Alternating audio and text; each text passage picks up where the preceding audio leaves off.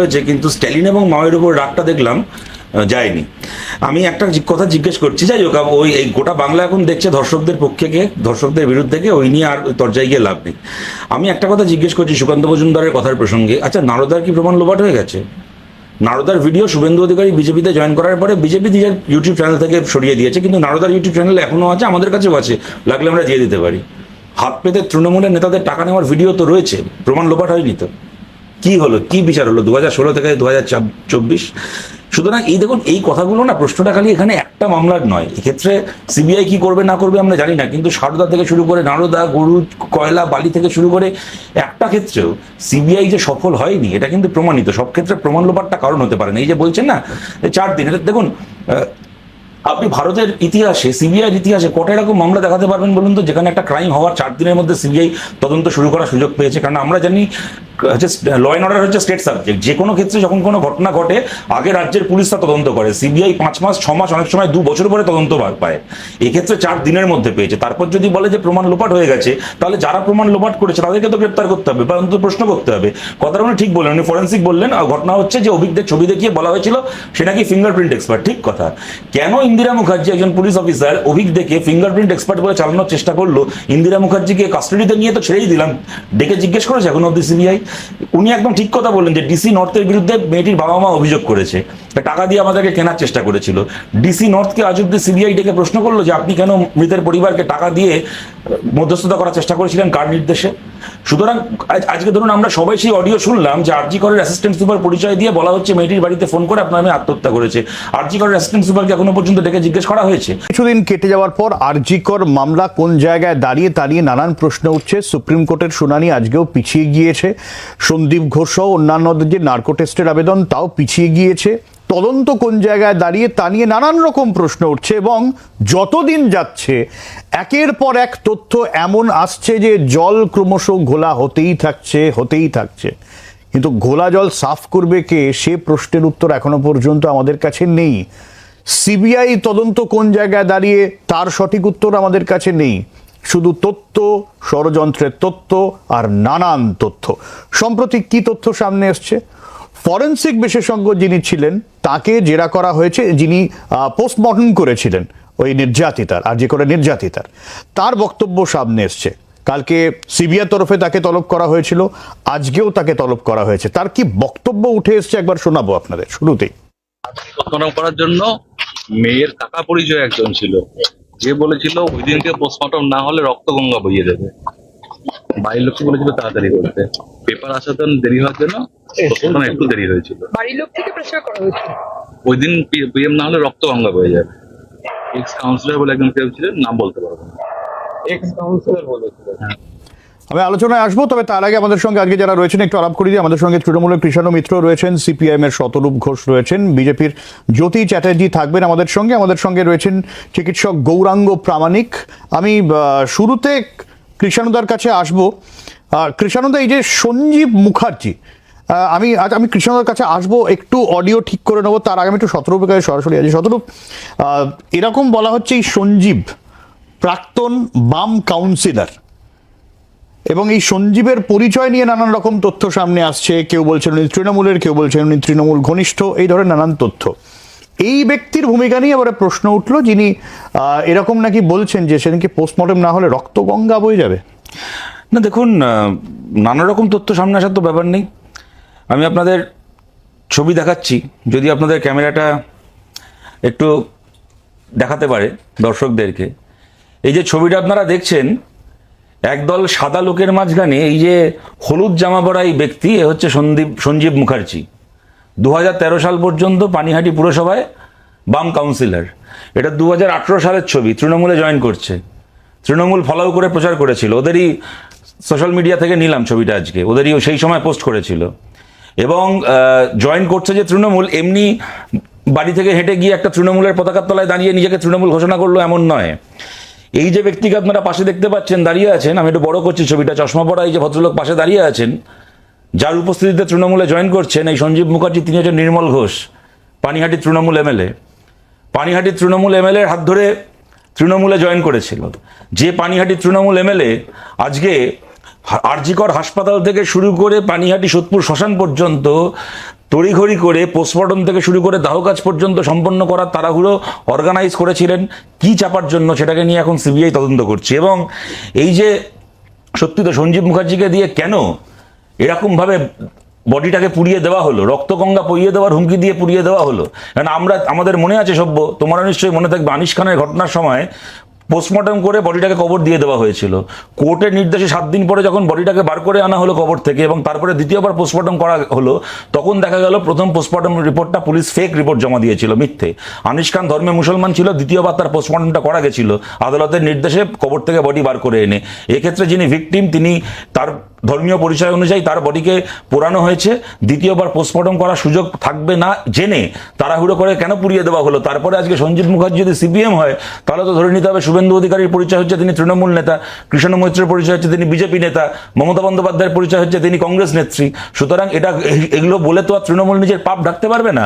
সত্যি সত্যি কেন নির্মল ঘোষের নির্দেশে নির্মল ঘোষের ছায়াসঙ্গী তড়িঘড়ি করে বডি পোড়ানোর ব্যবস্থা করলো, এবং নির্মল ঘোষ কোন রাজকার্য সেদিন করছিলেন। এবং তার সঙ্গে খালি তোমাদের শেষ একটা কথা মনে করিয়ে দিই, আমরা এটাও শুনেছি সেই সময় হাসপাতালে যিনি ছিলেন, শ্মশানে যিনি ছিলেন দায়িত্বে, তার একটা ইন্টারভিউ এই ঘটনার পরেই সামনে এসেছিল, যেখানে তিনি বলছেন যে এই নির্যাতিতা, এই ধর্ষিতা ডাক্তারের দেহ যখন নিয়ে যাওয়া হলো শ্মশানে, তখন সামনে আরো 2টো বডি ওয়েটিংয়ে ছিল, কিউতে ছিল, লাইনে ছিল।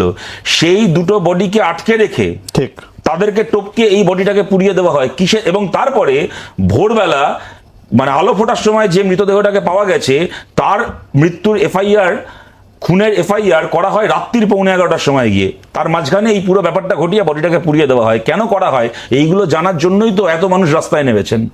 আমি কৃষ্ণদার কাছে যাব এই জায়গা থেকে। কৃষ্ণদা, এই যে সঞ্জীব মুখার্জি যার কথা বলা হচ্ছে, একদম পাশেই বাড়ি ভদ্রলোকের, একটা প্রশ্ন তো সামনে আসতেই পারে যে এর ভূমিকাটা একটু অদ্ভুত। কারণ নির্যাতিতার সেখানে আমি বাবা মার কথা যদি ছেড়েও দিই যে তার মানসিক অবস্থা সেরকম ছিল না, কাকু ছিলেন, কাকিমা ছিলেন, প্রাপ্তবয়স্ক ভাই ছিলেন, মামার বাড়ির তরফে আত্মীয়রা ছিলেন সেদিনকে। এই সঞ্জীব পোস্টমর্টমে তার কি ভূমিকা তা নিয়ে চিকিৎসক তিনি প্রশ্ন করলেন, যিনি পোস্টমর্টম করেছেন অপূর্ব বিশ্বাস চিকিৎসক। ক্রিমেশন সার্টিফিকেটে এনার সই, এফআইআর রিসিভ কপিতে এরকম এনারই সই। গোটা বিষয়টা একটু ফিশি আপনারও মনে হয় নাকি? না দেখো, নিশ্চয়ই একটা তদন্ত হচ্ছে, তো তদন্ত তো এগুলো বার করুক, কিন্তু তুমি যদি ঘটনা প্রবাহ দেখো যে সবই তো সূত্রের মাধ্যমে অনেকেও অনেক কিছু লোকাচ্ছে বা অনেক কিছু আবার মিথ্যে প্রচার করার চেষ্টা করছে। ফেক নিউজে তো পটু, একটু আগে অনেক কিছু শুনলাম শতরূপের মুখে, তো শতরূপ তো মানে খুব ধোয়া তুলসী পাতা তা তো নয়। তো বিষয়টা হচ্ছে যে এই নিউজ পেপারে পড়লাম উনার বাবা মা বলেছেন যে তারা ইনাকে দায়িত্ব দিয়েছিলেন, যেহেতু তাদের মানসিক অবস্থা খুব ন্যাচারালি তাদের মানসিক অবস্থা ভালো ছিল না, তো তারা এই ব্যক্তিকে দিয়েছিলেন। এটা মানে প্রিন্টেড অক্ষরে নিউজ পেপারে বেরিয়েছে এবং এলিতেলি নিউজ পেপার নয়, বেশ ভালো প্রচারিত নিউজ পেপারে। তো সেটাও ভেবে দেখা উচিত যে তার পরিবারের পক্ষ থেকে এই ব্যক্তিকে কোনো পূর্ব পরিচিত হিসেবে তাকে দায়িত্ব দেওয়া হয়েছিল কিনা। আর যখন আমরা জানি যে যদি বিভিন্ন শ্মশানে যদি পুরো প্রতিনিধির কাছ থেকে একটা বিশেষ ছাড় দাবি করা হয়, সেই ক্ষেত্রে অনেক সময় শ্মশানের কাগজপত্র পুরো সবার কারুর নামে হয়, যাতে পরবর্তীকালে অডিটে যে সেটা ফ্রিতে করা হয়েছে সেটা মেলাতে সুবিধা হয়। এই যে শ্মশানের কথা উঠলো, দেহ এলো তার ঘন্টাখানেক পর ওই এলাকায় নির্যাতিতা নিহতের বাবা মা তারা আসেন, ঘরের মধ্যে তারপরে দেহ ঢোকানো হয়। 20 থেকে 25 মিনিট সেখানে দেহ ছিল, তারপরেই পুলিশের তরফ থেকে সেটা সৎকারের জন্য বলা হয়। কৃষ্ণদা, এটা খুব স্বাভাবিক একটা বিষয় না যে ধরা যাক আমাদের নিকটাত্মীয় কেউ মারা গিয়েছেন বা পরিচিত কেউ মারা গিয়েছেন, 20-25 মিনিট তো তাকে দেখে দেবো না। প্রচুর মানুষ আছেন, তারা আরো আত্মীয় আছেন, তারা শেষ দেখাটা অন্তত দেখতে চান, কিছু সময় রেখে দেওয়া। কিন্তু এখানে কোনো একটা চাপ দেওয়া হয়েছিল, তাড়াহুড়ো করা হয়েছিল, এমনই যে প্রচুর পুলিশের ছয়লাভ, শ্মশানে নিয়ে গিয়ে 2টো দেহ টপকে গিয়ে দাহ করে দেওয়া হয়। প্রশ্ন কি কৃষ্ণদা উঠবে না এইসব নিয়ে? না, প্রশ্ন তো 100 বার সব ব্যাপারে ওঠা উচিত, ঠিক আছে, প্রশ্ন ওঠাতে তো কোনো প্রবলেম নেই, কিন্তু প্রশ্নটা সঠিকভাবে উঠছে কিনা এটা দেখতে হবে। আর তার এই যে তুমি যে চিত্রনাট্যটা বললে, এই চিত্রনাট্যটা কি অ্যাকচুয়ালি ঘটেছিল? এটা তো এক পক্ষের অভিযোগ। আমি তো কোনটার কথা বলছেন কৃষ্ণদা? যে এক মিনিট শুনে নাও, আমি পাড়ার লোকের কাছ থেকে শুনেছি যে তাদের বাড়ির দুতলায় বা পাশের বাড়ির দুতলায় 40 মিনিট দেহ ছিল এবং সেখানে কোনো পুলিশ বা অন্য বাইরের লোক ছিল না, সেখানে তাদের আত্মীয় স্বজন, বন্ধু বান্ধব, স্থানীয় লোকজনই ছিল। তো 40 মিনিটে তাদের সুযোগ ছিল যে তারা যদি মানে দেহটা সংরক্ষিত করতে চাইতেন, যে তখন আমরা পোড়াবো না, সেটাও তো আমরা শুনিনি। মানে এটা তো খুব একটা লোকানো ভাবে হয়নি, এটা তো পাবলিক সকলের মাঝেই হয়েছে, আচ্ছা এলাকার মানুষের সামনেই হয়েছে। আচ্ছা, শতরূপ দেখুন, যেটা বললো যে আমি ধোয়া তুলসী পাতা নই, আমি একেবারেই ধোয়া, এই নিয়ে কোনো সন্দেহ নেই। আমার গায়ে এক ফোঁটাও দুর্নীতির কালি নেই। তবে হ্যাঁ, একটা কথা ঠিক, আমি তুলসী পাতা নই, প্রয়োজন মতো বিচুটি পাতা হতে বেশি ভালোবাসি। দ্বিতীয় কথা হচ্ছে, আমি কতগুলো কথা বলছি যেগুলো কোনো তত্ত্ব নয়, কোনো থিওরি নয়। এক, মেয়েটির মৃত্যুকে, খুনকে, ধর্ষণ করে খুনকে বাবা মাকে ফোন করে আত্মহত্যা বলে চালানোর চেষ্টা করা হয়েছিল। এটা প্রথমে তার বাবা মা অভিযোগ করেছিলেন, পরবর্তীকালে আমরা সবাই তার সেই কল রেকর্ড শুনি এবং তারপরে ইন্দিরা মুখার্জি প্রেস কনফারেন্স করে কার্যত সেই কল রেকর্ডকে স্বীকার করে নেন যে কল রেকর্ডটা ফেক নয়। পুলিশের আমরা জানি একজন আইপিএস অফিসার কলকাতা পুলিশের। এটা কোনো থিওরি নয়, এটা একেবারে ইনফরমেশন। দ্বিতীয় কথা হচ্ছে, বাবা মাকে বসিয়ে রেখে বডিকে রওনা করিয়ে দেওয়া হয় আরজিকর থেকে, এইটাও কোনো থিওরি নয়, এটাও ইনফরমেশন। সেই ভিডিও, সেই ছবি গোটা বাংলা দেখেছে। মীনাক্ষী, ধ্রুব সহ আমাদের পার্টির কয়েকজন নেতা নেত্রী এবং আমাদের বুদ্ধদেব ভট্টাচার্য সেদিন ওনার মৃতদেহকে এনআরএসে দেওয়া হচ্ছে, সেই মিছিল থেকে কাতারে কাতারে লোক গিয়ে সেই বডির গাড়িটাকে আটকায়। তা না হলে এই মৃত্যুটাকেও আত্মহত্যা বলে চালিয়ে দেওয়ার চেষ্টা হয়েছিল, সকালের ফোন কল থেকে শুরু হয়েছিল। এটাও একেবারে তথ্য, কোনো তত্ত্ব নয়। এবং 3 নম্বর কথা, সেটা হচ্ছে ভোরবেলা যে মৃতদেহটা পাওয়া গেছে, নানা রকম স্টেপ ডিঙিয়ে সেটাকে শ্মশানে পুড়িয়ে দেওয়ার পরে রাত্রির 11:15টার সময় এফআইআর করা হয়েছে। টু দ্য এক্সটেন্ট এটা এত বড় ভায়োলেশন যে সুপ্রিম কোর্টের বিচারপতি নিজের চেয়ারে বসে বলেছেন, আমার 30 বছরের জীবনে আমি এরকম ভূমিকা পুলিশের দেখিনি, যেখানে একটা ধর্ষিত খুন হওয়া মৃতদেহকে প্রথমে পুড়িয়ে দেওয়া হয়, তারপরে রাত্রির 11:15টার সময় গিয়ে এফআইআর করা হয়। ঘটনাটা এতটাই অস্বাভাবিক মৃত্যুর, বিকেল 5টার সময় সিট গঠন হয়েছিল। সব ঘটনায়, সব ক্রাইমে তো, এমনকি ধর্ষণ এবং খুনের ঘটনাতেও তো এসআইটি গঠন হয় না সভ্য, আমরা জানি। সব ক্ষেত্রে একাধিক জন, 4 অথবা 5 জন আইপিএস অফিসারকে নিয়ে মোট 6 জনের এসআইটি গঠন করা হয় যে ঘটনাকে নিয়ে বিকেল 5টার সময়, তার এফআইআর হয় রাত্রির 11:15টার সময়। এগুলো একেবারেই তত্ত্ব নয়, এগুলো তথ্য। সেই কারণেই এই প্রশ্ন, শাসক তোমার কিসের ভয়, ধর্ষক তোমার কে হয়? বৃহত্তর ষড়যন্ত্র আছে কি নেই এটা প্রমাণ করার দায় সিবিআই এর। সেই সিবিআই এর তদন্ত প্রক্রিয়া নিয়ে, তদন্ত নিয়ে রাজ্যের বিজেপি রাজ্য সভাপতি সুকান্ত মজুমদার একটা বক্তব্য রেখেছেন, আমি সেই বক্তব্যে আসবো। তদন্ত তো ওভাবে হয় না, তদন্ত তথ্য প্রমাণের উপরে হয়। তথ্য প্রমাণ না থাকলে সিবিআই হোক বা এফবিআই হোক, কেউ কাউকে অ্যারেস্ট করতে পারবে না। তথ্য প্রমাণই তো এরা রাখেনি, সব তো মিটিয়ে দিয়েছে। সেই জন্য তো আমরা খুব চিন্তিত, আদৌ আসল অপরাধীরা ধরা পড়বে কিনা। তথ্য প্রমাণ না থাকলে তো সিবিআই কি করবে, কিচ্ছু করার নেই। এত বড় অভিযোগ, এত বড় মাথারা জড়িত, কিন্তু প্রমাণ তো সিবিআই কে করতে হবে। কোর্ট তো আর থিওরির মধ্যে যাবে না।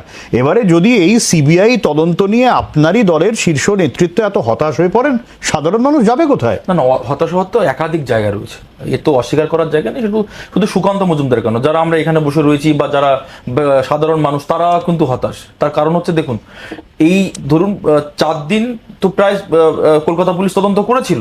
এবার যাদের কাছে তদন্ত ছিল, আপনি ভাবুন, তাদের একজন আইপিএস র্যাঙ্কের পুলিশ অফিসার, ডিসি র্যাঙ্কের কেউ, তিনি যখন বলেন যে ফরেন্সিক ওই অভিজ্ঞ দেখে ফরেন্সিক অথরিটি বলে বা ফরেন্সিক ডাক্তার বলে চালিয়ে দেন, তা এখান থেকে কিন্তু সন্দেহটা জন্মায়। অর্থাৎ আপনার তারপরে ক্রপ করে দেখানো ছবিটাকে, তো এইগুলো কেন করছেন এনারা? তার মানে কাউকে আড়াল করার জন্য করছে। কারা করছে? যারা তদন্ত করে। যদি আমি ধরে নিচ্ছি যে আড়াল করা হয়েছে, বৃহত্তর ষড়যন্ত্র যে তর্কের খাতিরে ধরে নিচ্ছি, সিবিআই কে প্রমাণ তো করতে হবে। অবভিয়াসলি সিবিআই কে প্রমাণ করতে হবে। দেখুন, সিবিআই পরে আমরা সুপ্রিম কোর্ট তো আগের দিন, মানে গতদিন যখন আমরা লাইভ স্ট্রিমেও দেখেছি যে সিবিআই ডাইরেকশনের দিকে, মানে তদন্তের দিকে, মানে রাইট ডাইরেকশনে এগোচ্ছে, বা হচ্ছে আপনার সিবিআই কে সময় দিতে হবে, এই সবগুলো তো আমরা শুনেছি। কিন্তু সাথে সাথে যারা তদন্তকারী সংস্থা ছিলেন, তারা যখন এরকম ভূমিকা দেখাচ্ছেন, মানে আপনি বলুন না, যখন টাকা দেওয়ার কথা বলছে তার নির্যাতিতার মা, আপনার কার বিরুদ্ধে অভিযোগ উঠছে? ডিসি নর্থের বিরুদ্ধে। অর্থাৎ ডিসি নর্থের কার জন্য, কাকে বাঁচানোর জন্য টাকা অফার করেছে, এবং সেই প্রেস কনফারেন্স কে করছে? শশী পাত্র। পাওয়া যায়, অর্থাৎ বিগেস্ট নেক্সাস এখানে কাজ করছে, এত পরিষ্কার। অর্থাৎ যারা তদন্ত করে তারা তো ভালো জানে যে তদন্ত মানে তথ্য প্রমাণগুলো কিভাবে লোপাট করতে হয়। তার কারণ হচ্ছে তারা তো জানে যে তদন্ত তো তারাও করে এসছে। তথ্য প্রমাণ লোপাট হয়েছে, সিবিআই এখনো অব্দি না বলেছে, না দাবি করেছে, না কোর্টে বলেছে, কি বলছে? সূত্রের মারফতে তারা লিক করছে। তাহলে যারা এখানে প্রমাণ লোপাট বলে শুরু করছেন তো বিতর্ক, তারা তাদের কাছে যদি এত তথ্য প্রমাণ থাকে তারা সিবিআই কে সেটা জমা করে পার্টি হন না এই কেসে। পার্টি হব না, অথচ স্টালিন এবং মাউদের মতো আমি মিথ্যাচারটাকে বারংবার বলতে থাকবো তথ্য প্রমাণ লোপাট হয়েছে। ডক্টর প্রামাণিক কিছু একটা বলবেন, শতরূপের কাছে আসবো। ডক্টর প্রামাণিক কিছু একটা বলছিলেন, হ্যাঁ বলুন। আমি কৃষ্ণবাবুকে বলবো যে এইরকম ভাবে মিথ্যাচার করবেন না। সিবিআই স্বয়ং সুপ্রিম কোর্টে বলেছে যে কি এভিডেন্স ট্যাম্পারিং। সুপ্রিম কোর্ট সেই সমালোচনায় বলেছেন যে কি বিগত 30 বছরের অভিজ্ঞতায় এইরকম এভিডেন্স ট্যাম্পারিং এর ঘটনা আচ্ছা। সুপ্রিম কোর্ট দেখেনি। আচ্ছা। তাহলে এভিডেন্স ট্যাম্পারিং যে বলেন এটা কৃষ্ণবাবুর কথাই শুনলেন। আর সঞ্জয় ঘোষের কথা সঞ্জয় রায়ের কথা বলছেন। আমার তো মনে হয় আপনারা আসল ধর্ষক এবং খুনিকে বাঁচানোর জন্য সঞ্জয় রায়কে মানে বলির পাঠা করে তুলে দিয়েছেন। সদরূপ দেখুন, প্রথম কথা হচ্ছে কৃষ্ণদা বিজেপি থেকে তৃণমূল হয়েছে, কিন্তু স্ট্যালিন এবং মাওয়ের উপর রাগটা দেখলাম যায়নি। আমি একটা কথা জিজ্ঞেস করছি, যাই হোক, ওই এই গোটা বাংলা এখন দেখছে ধর্ষকদের পক্ষে কে, ধর্ষকদের বিরুদ্ধে কে, ওই নিয়ে আর তরজায় গিয়ে লাভ নেই। আমি একটা কথা জিজ্ঞেস করছি সুকান্ত মজুমদারের কথার প্রসঙ্গে। আচ্ছা, নারদার কি প্রমাণ লোপাট হয়ে গেছে? নারদার ভিডিও শুভেন্দু অধিকারী বিজেপিতে জয়েন করার পরে বিজেপি নিজের ইউটিউব চ্যানেল থেকে সরিয়ে দিয়েছে, কিন্তু নারদার ইউটিউব চ্যানেল এখনো আছে, আমাদের কাছেও আছে, লাগলে আমরা দিয়ে দিতে পারি। হাত পেতে তৃণমূলের নেতাদের টাকা নেওয়ার ভিডিও তো রয়েছে, প্রমাণ লোপাট হয়নি তো। কি হলো, কি বিচার হলো 2016 থেকে 2024? সুতরাং এই দেখুন, এই কথাগুলো না, প্রশ্নটা খালি এখানে একটা মামলার নয়। এক্ষেত্রে সিবিআই কি করবে না করবে আমরা জানি না, কিন্তু সারদা থেকে শুরু করে নারদা, গরু, কয়লা, বালি থেকে শুরু করে একটা ক্ষেত্রেও সিবিআই যে সফল হয়নি এটা কিন্তু প্রমাণিত। সব ক্ষেত্রে প্রমাণ লোপাটটা কারণ হতে পারে না। এই যে বলছেন না 4 দিন, এটা দেখুন, আপনি ভারতের ইতিহাসে, সিবিআইয়ের ইতিহাসে কটা এরকম মামলা দেখাতে পারবেন বলুন তো, যেখানে একটা ক্রাইম হওয়ার 4 দিনের মধ্যে সিবিআই তদন্ত শুরু করার সুযোগ পেয়েছে? কারণ আমরা জানি হচ্ছে ল অ্যান্ড অর্ডার হচ্ছে স্টেট সাবজেক্ট। যে কোনো ক্ষেত্রে যখন কোনো ঘটনা ঘটে আগে রাজ্যের পুলিশ তা তদন্ত করে, সিবিআই 5 মাস, 6 মাস, অনেক সময় 2 বছর পরে তদন্ত পায়। এক্ষেত্রে 4 দিনের মধ্যে পেয়েছে। তারপর যদি বলে যে প্রমাণ লোপাট হয়ে গেছে, তাহলে যারা প্রমাণ লোপাট করেছে তাদেরকে তো গ্রেপ্তার করতে হবে বা অন্তত প্রশ্ন করতে হবে। কথাটা উনি ঠিক বললেন, উনি ফরেন্সিক বললেন। ঘটনা হচ্ছে যে অভিজ্ঞদের ছবি দেখিয়ে বলা হয়েছিল সে নাকি ফিঙ্গারপ্রিন্ট এক্সপার্ট। ঠিক কথা। কেন ইন্দিরা মুখার্জি একজন পুলিশ অফিসার অভিজ্ঞ দেখে ফিঙ্গারপ্রিন্ট এক্সপার্ট বলে চালানোর চেষ্টা করলো? ইন্দিরা মুখার্জিকে কাস্টাডিতে নিয়ে তো ছেড়েই দিলাম, ডেকে জিজ্ঞেস করেছে এখন অব্দি সিবিআই? উনি একদম ঠিক কথা বললেন যে ডিসি নর্থের বিরুদ্ধে মেয়েটির বাবা মা অভিযোগ করেছে, টাকা দিয়ে আমাদেরকে কেনার চেষ্টা করেছিল। ডিসি নর্থকে আজ অব্দি সিবিআই ডেকে প্রশ্ন করলো যে আপনি কেন মৃতের পরিবারকে টাকা দিয়ে মধ্যস্থতা করার চেষ্টা করেছিলেন, কার নির্দেশে? সুতরাং আজকে ধরুন আমরা সবাই সেই অডিও শুনলাম যে আরজি করের অ্যাসিস্ট্যান্ট সুপার পরিচয় দিয়ে বলা হচ্ছে মেয়েটির বাড়িতে ফোন করে আপনার মেয়ে আত্মহত্যা করেছে। আরজি করের অ্যাসিস্ট্যান্ট সুপারকে এখনো পর্যন্ত ডেকে জিজ্ঞেস করা হয়েছে। সুতরাং বলতে গেলে না এখন অনেক কথা চলে আসে। ইঙ্গিতটা কোন দিকে? ইঙ্গিতটা একদম পরিষ্কার এই দিকে। আমি দেখো, এই যে তোমরা বললে না যে এই যে যারা বেল পেয়েছে, আজকে ধরো এই বেল পেলে, এনামুল বেল পেল, পরশুদিন অনুব্রত মণ্ডল বেল পেয়েছে। তোমরা জানো অনুব্রত এনামুল কেন বেল পেয়ে? নিশ্চয়ই তোমরা জানো, তোমরা কেসটা ফলো করছো। তারা যে অনুব্রতর বিষয়টা তো হাস্যকর। তুমি দেখো কিরকম 2 বছর ধরে জেলে রেখেও ট্রায়াল শুরু করতে পারলো না বলে একটা সময় কোর্ট বাধ্য হলো বেল দিতে। কেন ট্রায়াল শুরু করা গেল না? এরা বাংলায় জবানবন্দি দিয়েছে, সেটাকে ইংলিশে ট্রান্সলেট করে প্রেস করতে হবে। ভরসাটা কোথায় রাখবো? না, রাখার জায়গা নেই। এটাই দুর্ভাগ্যজনক। আমি 30 সেকেন্ড বিচারটা চাইবো কার কাছে? সেটাই তো বলছি, 20 সেকেন্ড নিচ্ছি আমি। বলছে ইডি বলছে না, ওটাকে ইংলিশে ট্রান্সলেট করা যাবে না, ট্রান্সলেট করলে নাকি মানে পাল্টে যাবে। তার মানে এবার থেকে আপনি চুরি করুন, ডাকাতি করুন, খুন করুন, ধর্ষণ করুন, যা খুশি করুন করে পুলিশকে যদি জবানবন্দিটা বাংলায় বা আরো দুর্ভোগ কোনো ভাষায় দেন, সেক্ষেত্রে আপনার এই দেশে শাস্তি হবে না, কেননা ইডি সিবিআই আপনার বাংলা জবানবন্দিকে ইংলিশে ট্রান্সলেট করতে দেবে না। এবং এই কারণে একটা লোক 2 বছর জেলে থাকার পরে তার কাস্টডি ট্রায়াল হলো না, সে বেল পেয়ে গেল। আজকে বীরভূমে মঞ্চ বেঁধে তৃণমূলের নেতারা বলছে আমাদের বাঘ বেরিয়ে এসছে বা তোদেরকে দেখছি। সুতরাং তুমি যে কথাটা বলছো ঠিক কথা। দেখো, আমরা তো এখন, আমি আগের দিনও তোমার এখানে বলছিলাম, আমরা তো স্কটল্যান্ড ইয়ার্ডের কাছে বিচার চাইতে, তদন্ত চাইতে পারবো না, আমরা তো ইন্টারপোলের কাছে চাইতে পারবো না। ভারতের যে তদন্তকারী সংস্থা তাদের দিকে আমাদের তাকিয়ে থাকতে হবে।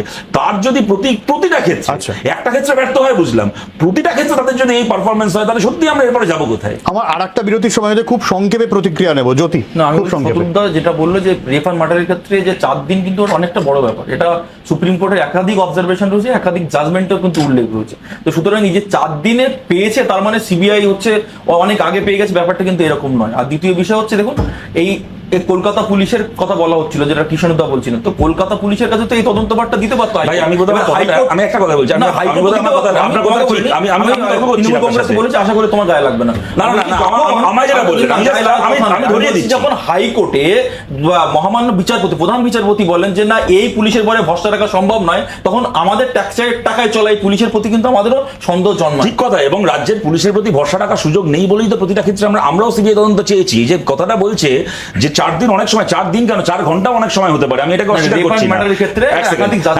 নিশ্চয়ই 4 ঘন্টা অনেক সময় হতে পারে, কিন্তু তাহলে যারা প্রমাণ লোপাট করলো তাদেরকে তো গ্রেফতার করবে, তাহলে কেন ইন্দিরা মুখার্জিকে গ্রেফতার করা হচ্ছে না? কৃষ্ণদা খুব সংক্ষেপে, কৃষ্ণদা তুমি তো বলছো ডিসি নর্থের কথা, তুমি জানো কৃষ্ণদা খুব সংক্ষেপে না, এটাই জিজ্ঞেস করছি। ডিসি নর্থের কথা তুমি তো এখানে বলছো, সিবিআই জানো না, তুমি জানো, তাহলে তোমাকে তো ফলো করতে লাগবে। আমার খুব সময় খুব কম, কৃষ্ণদা খুব সংক্ষেপে। আমরা তোমাদের টিভির পর্দাতেই দেখলাম একজন সিপিএম এগুলো অতিবামের মধ্যে চক্রান্ত হলো, ডাক্তারদের উপর আক্রমণ করে। কোথাও চক্রান্ত হয়নি, অতিবাম না, সেই লোকটি তৃণমূল কংগ্রেস করে, সে এখনো জেল খাটছে এবং আদালত রায় দিয়েছে। কলকাতা দাশগুপ্তকে খালি মুক্তি দিয়েছে তাই নয়, বলেছে বিচারপতি বলেছেন ওকে এই ঘটনায় আর জিজ্ঞাসাবাদ পর্যন্ত করা যাবে না। একটু লজ্জা পান, একটু লজ্জা পান, মিথ্যে কথা বলার আগে একটু লজ্জা পান। এবং অতিবাম নয়, ছবি দেখাবো প্লিজ আমরা প্রসঙ্গে চলে যাচ্ছি। না কে তুললো কথাটা? খুব সংক্ষেপে ছবি পোস্ট করে বলেন নাকি মাই গডফাদার? একবার তো বলেনি। এবং দ্বিতীয় কথা, সিবিআই কে এই বামপন্থী উকিলরাই নিয়ে এসছে। বামপন্থীরা এই যে সঞ্জীব দাস যার কথা বলছে অতিবাম, এই যে ছবি দেখাচ্ছি, পার্থ চট্টোপাধ্যায় ছবি পোস্ট করে বলে মাই গডফাদার। এই চেনো? এটা কি কিষাণজি না মাও সেতুং? চিনতে পারছো? ফ্রেঞ্চ কার্ড দাড়ি। আমরা প্রসঙ্গে যাব না, আমরা অন্য প্রসঙ্গে যাব না এখন।